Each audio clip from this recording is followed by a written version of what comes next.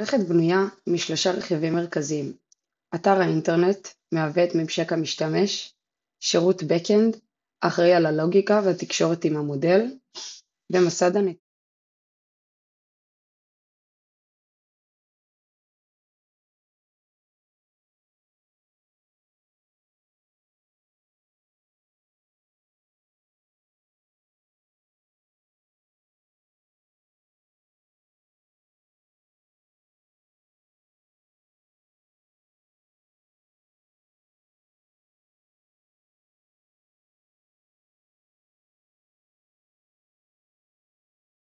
המערכת בנויה משלושה רכיבים מרכזיים. אתר האינטרנט מהווה את ממשק המשתמש, שירות Backend אחראי על הלוגיקה והתקשורת עם המודל, ומסד הנתונים מבוסס על גוגל שיטס ומשמש לאחסון הנתונים. גם האתר וגם השרת מתארחים על פלטפורמת רנדר, שמספקת שירות ענן מהיר ונגיש. בזכות זה המערכת זמינה לשימוש מכל דפדפן, ללא צורך בהתקנות מקומיות. כל הקוד מנוהל בגיטהאב, שמאפשר לנו לפתח בצורה צוותית, במקביל וביעילות, תוך שמירה על גרסאות ועדכונים מסודרים. כך, טל יסביר בהרחבה על האתר עצמו. אני אתמקד בעיקר ברכיב ה-Backend, בחיבור שבין השרת למודל החיזוי שפיתחנו. במרכז המערכת עומד מודל חיזוי לנטישת עובדים. בתחילת הדרך המודל סיפק תוצאות לא מספקות. מדד הריקול עמד על 0.1 בלבד. כלומר, הוא התרכז בכל האנשים שבעצם נשארו בעבודה, ולא התייחס לאלה שעזבו. כדי לשפר את הדיוק והאמינות, ביצענו מספר שינויים. הסרנו עמודות שאינן רלוונטיות לחיזוי, איזנו את הדאטה באמצעות סמוט, והחלפנו את האלגוריתם מ-Random Forest ל-XGBoost, שמתמודד טוב יותר עם נתונים לא מאוזנים. כתוצאה מהשיפורים האלה, ביצועי המודל השתפרו באופן משמעותי, והוא הצליח לחזות הרבה יותר טוב אילו מבין העובדים עומדים לעזוב, ואילו מבין העובדים עומדים להישאר, על סמך העמודות הרלוונטיות. המודל עצמו נמצא בקובץ PKL, שמכיל אובייקטים מפייתון, למשל מודל ML, שנשמרו בפורמט מיוחד שנקראו פיקל, פורמט בינארי שמאפשר לזכור איך נראה אובייקט בדיוק כפי שאומן. לכן, בקובץ הפייתון אנחנו כותבים פקודות שמתאינות את הקובץ PKL, מפענחות אותו ומריצות עליו תחזיות לפי הנתונים שהתקבלו מהשרת. עכשיו נבחן כיצד מתבצע תהליך העבודה בפועל. כאשר ה-HR מכניסה את נתוני העובד החדש לתוך האתר, הדרך שבה הם נשלחים לסרבר ולמודל פרדיקציה, ולבסוף העדכון במסד הנתונים. תחילה, ה-HR נכנסת לאתר ומעדכנת את הפרטים לגבי העובד החדש. לאחר מכן היא שולחת. האתר אוסף את הנתונים הרלוונטיים למודל ושולח אותם לשרת דרך נתיב Add Employee Line. זה הנתיב המקשר בין האתר לשרת על ידי בקשת פוסט. הבקשה מתקבלת בשרת על ידי הנתיב Add Employee Line. השרת מקבל בעצם את הנתונים, מסדר אותם בסדר הנכון כדי לקבל אותם למודל, שולח את הנתונים למודל דרך הקובץ פייתון עם העמודות הרלוונטיות שצריך למודל, ולבסוף אנחנו מקבלים פרדיקציה yes או no, האם העובד בסיכון לשחיקה גבוהה, כן או לא. לאחר מכן השרת מסדר את כל הנתונים בסדר המתאים למסד הנתונים, לגוגל שיטס, ולאחר מכן אנחנו מעדכנים את הרשומה החדשה, כלומר העובד שנוסף בגוגל שיטס, וניתן לראות שהחיבור לגוגל שיטס מתבצע על ידי API של גוגל, שאותו הגדרנו כאן בהתחלה.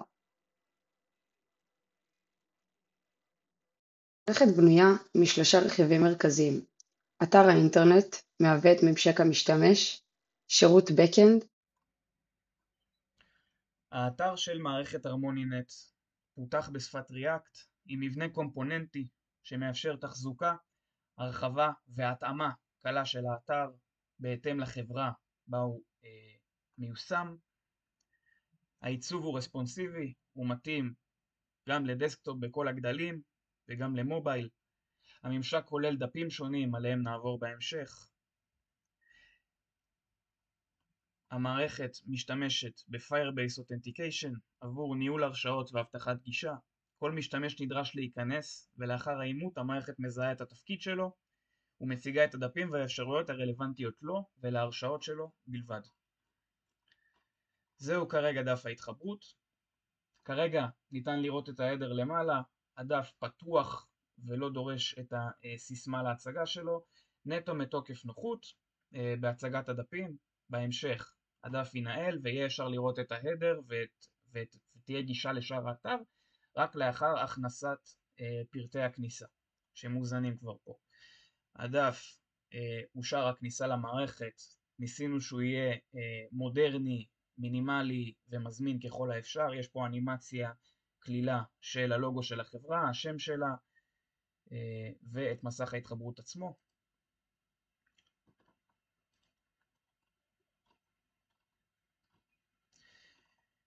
דף הבית מציג כותרת שיווקית ברורה שנועדה להביא לחיבור, קצת ההומור נועד בעצם להביא להזדהות אנושית ולחיבור עם המשתמש.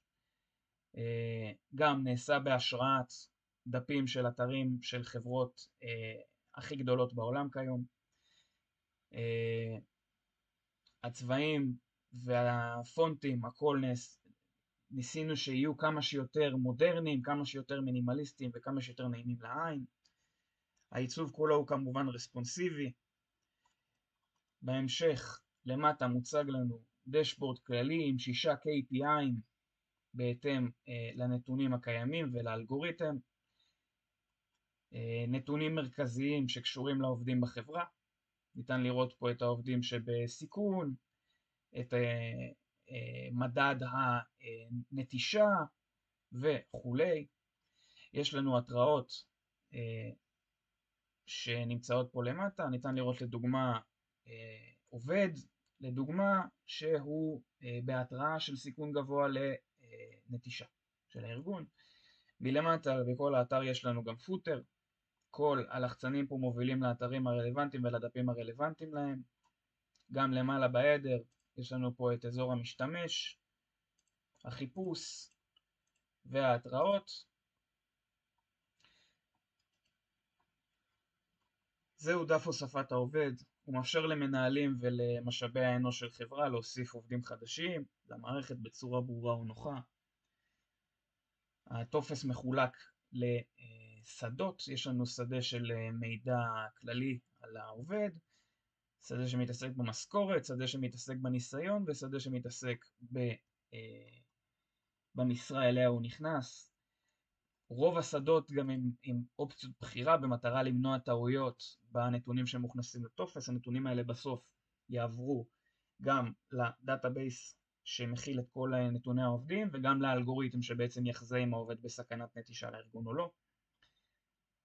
גם הדף נעשה בצורה בעיצוב כמה שיותר מודרני, מינימליסטי, מזמין וברור. לחצן השליחה של הדף. ברגע שממלאים את כל הפרטים, פרטי העובד נשלחים אל הדאטאבייס שהוא בעצם הגוגל שיטס. יש לנו פה את הדף שמציג את הדאטה סט של העובדים שהוכנסו. הטבלה פה היא בעצם iframe לגוגל שיטס. הדאטאבייס דרכו כל האלגוריתם וכל הנתונים של העובדים של החברה עובדים ונשמרים בהם.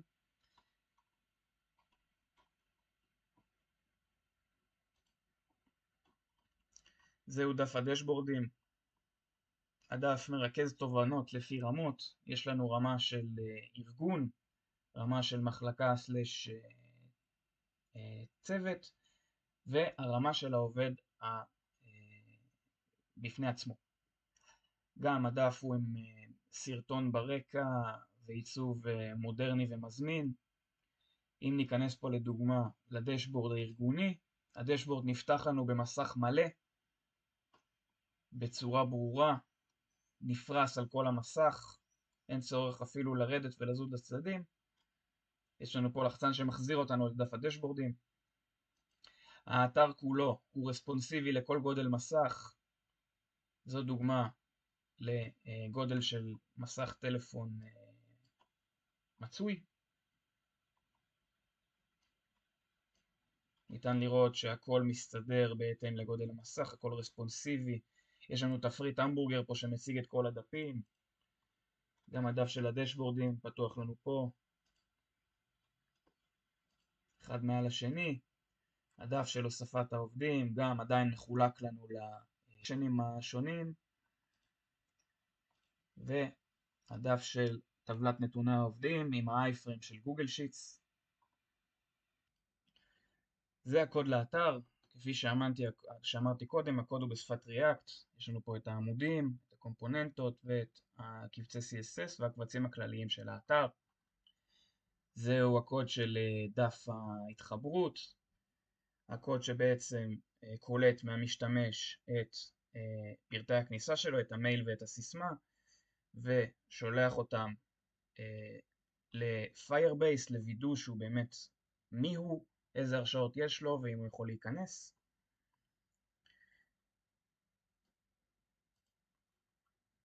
הקוד של דף הבית.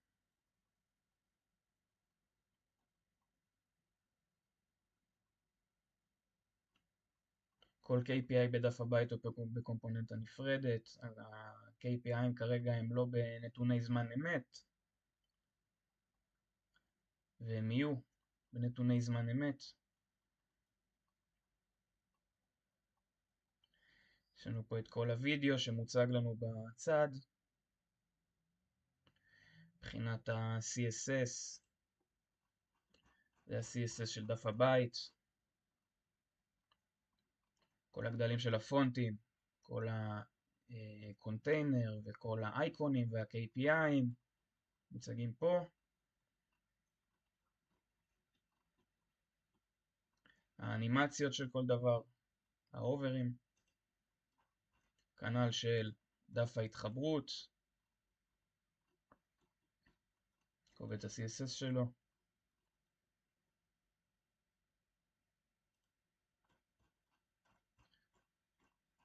הקוד של דף Add Employee.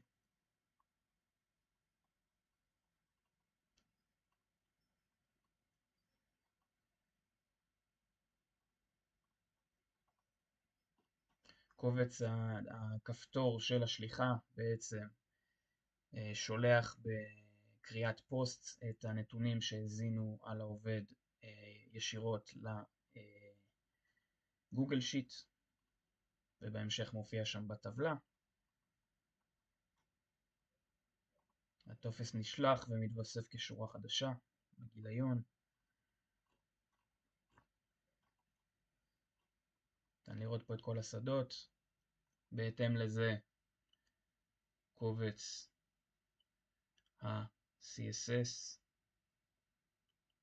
שנמצא פה, גם כל העיצוב, התמונה שראינו ברקע, האנימציות, הכל מחולק פה לקלאסים, צבעים.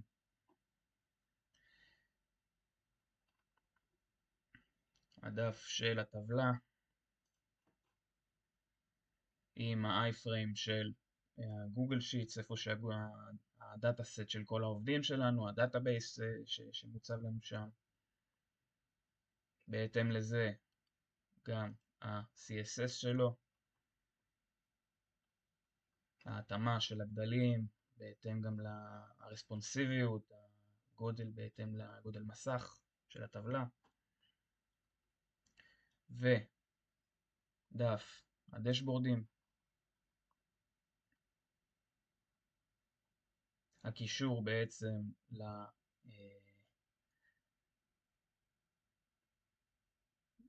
לדשבורדים של טבלו. יש לנו פה את הדשבורדים עצמם גם. הדשבורד הארגוני, זה נמצא פה.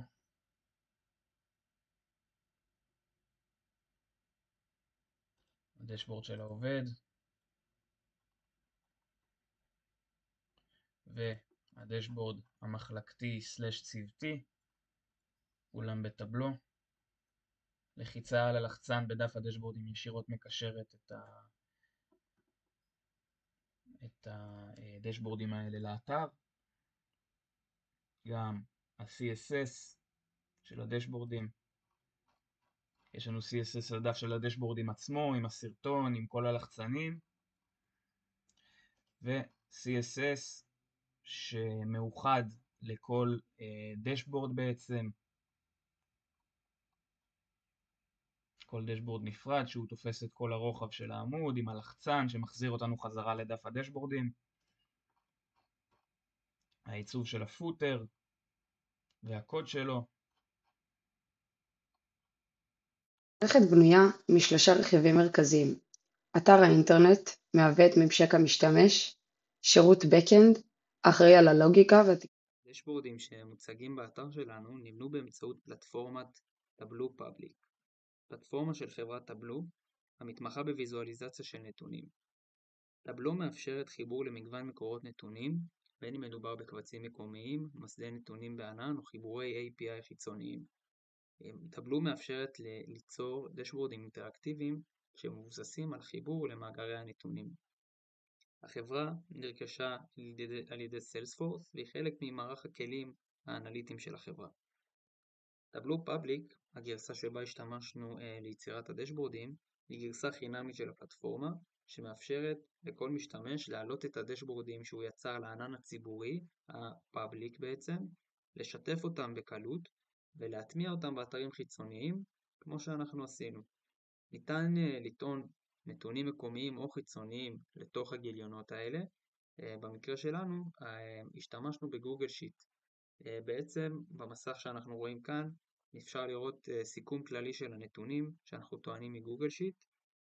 הנתונים מוזנים באופן רציף לקובץ, והוא מכיל גם את המידע ההיסטורי של עובדים קיימים ועובדים שעזבו בעבר. החיבור מתבצע באמצעות קונקטור של טבלו לגוגל שיט, שמוגדר למשוך נתונים בפרקי זמן קבועים ברענון קצר, בשביל בעצם לוודא שהתצוגה באתר תמיד מעודכנת. בנוסף בנינו סקריפט בצד השרת, שמוודא את התקינות של הנתונים שמוזנים רגע לפני שהם מועברים לגיליון, כדי שלא יהיו לנו בעצם נתונים חסרים כאן והתצוגות יצאו מפרופורציה. הדשבורד הראשון שלנו מציג סקירה כוללת של העובדים בארגון. ניתן לראות נתונים מספריים מרכזיים בטאב העליון, איפה שה-Overview, כמו מספר העובדים הנוכחי, שיעור העובדים שעזבו ועוד. יש כאן מספר ויזואליזציות שמציגות נטישה לפי מגדר, נטישה לפי קבוצת גיל ועוד. כדי להציג את מגמות הנטישה לפי חתכים שונים, יצרנו Calculated Fields עם תנאים מותנים. יש לנו שדה בעצם שנקרא isLeft שמזהה עובדים שעזבו לפני תאריך סיום חוזה, והפילוחים קורים במקרים מסוימים לפי השדה שיצרנו.